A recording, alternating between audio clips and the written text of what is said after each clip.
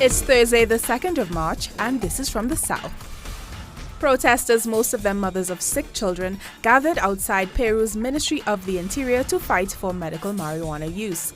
The group rallied after police raided a makeshift cannabis lab that supplies them with marijuana. An Ipsos poll conducted following the raid showed 65% of Peruvians favor legalizing medical marijuana. Bolivian President Evo Morales took an emergency trip to Cuba on Wednesday to seek treatment for a throat condition. According to President Minister Rene Martinez, the throat complications have been going on for, quote, quite some time, causing Morales to have difficulty speaking. Martinez added that the president would also receive a routine evaluation. Argentinian teachers protested in Buenos Aires on Wednesday ahead of an address by President Mauricio Macri at Argentina's Congress. The protest was triggered by the government's plans to determine a ceiling on teachers' wages. Demonstrators lined the streets and chanted against Macri as his motorcade made its way to and from the Congress. 11 bodies were found near a tourist area in the Mexican state of Veracruz on Wednesday. The discovery was just one day after the government said it would send federal police to calm one of the most violent regions of the country. The bodies of 9 men and 2 women, some with traces of torture, were scattered inside and near a vehicle which had been reported stolen. Hundreds of protesters marched through the streets of Honduras on Wednesday to demand justice for environmental activist Berta Cáceres.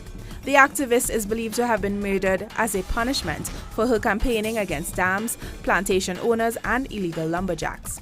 Protesters demanded revoking the company's licenses and punishing those behind Cáceres' murder. The Syrian army has liberated Palmyra with support of the Russian Air Force. Islamic State group militants have largely withdrawn from the city.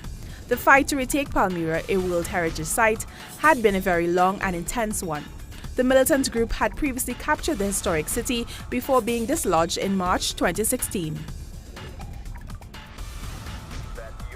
Hungary has started its construction of the second border fence, which was designed to keep refugees out of the country. A fence was erected in 2015 after Hungary was used as an overland route for hundreds of thousands of refugees. The move is likely to exasperate criticism from some of the country's European Union partners. More than 2,000 students from Catalan public universities protested against tuition fees in Barcelona, Spain. The demonstrators demanded a 30% reduction in costs. The march was organized by the Council of Students of Catalan Universities, as well as a number of other student organizations. Protesters rallied outside the embassy of Saudi Arabia in Jakarta, Indonesia, during King Salman's visit. Several were arrested following demonstrations to decry violence against Indonesian migrant workers in Saudi Arabia.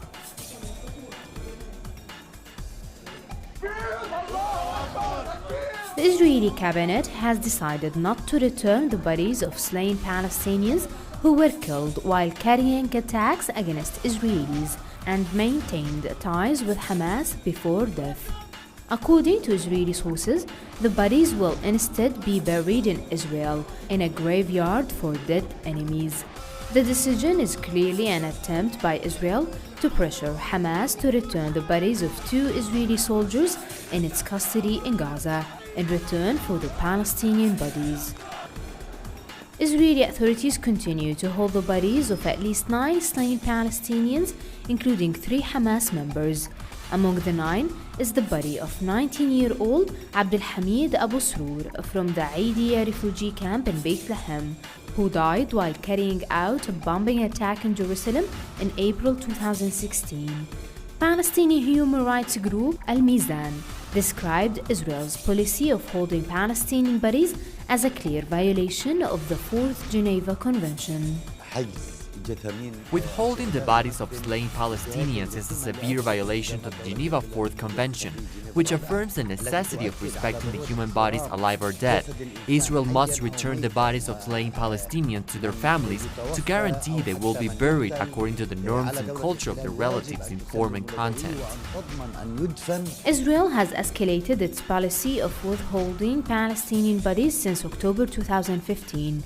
Claiming that the Palestinian funerals provide grounds for incitement against the State of Israel. Since the 1960s, Israel has been using state-run cemeteries where hundreds of Palestinians are suspected to be buried. The locations of the cemeteries are secret, and the graves are marked by numbers, not the names of the deceased.